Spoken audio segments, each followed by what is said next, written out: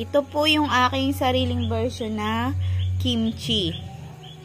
Ayan, ang sangkap po nito ay Baguio pechay, bell pepper, carrots, pipino, sibuyas, at nilagyan ko po ng konting karne. At meron po rin yung luya. Kung nakikita nyo po, kulay puti siya. Kasi nga, ang ating chili na ginamit ay nagawa tayo ng sarili nating chili. Kaya, yan po ay tama lang naman ang anghang. Tapos, nilagyan ko po siya ng konting honey. Ayan, i-stack po natin yan para bukas ay makain natin.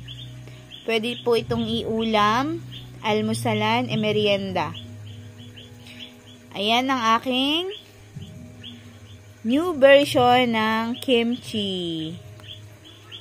Ang sarap niya kasi sariwa lahat ang ating inilagay na sangkap. Meron yan bawang. Ay, hindi pala ako naglagay ng bawang guys. Sibuyas lang. Ayan.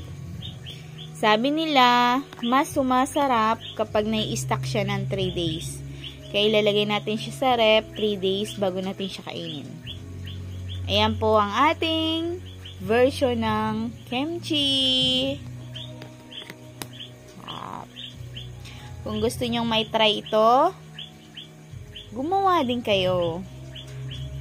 Kalimitan kasing nakikita natin, ang kulay ng kimchi ay pula. Pero sa akin, white. Iniba ko ang aking kimchi.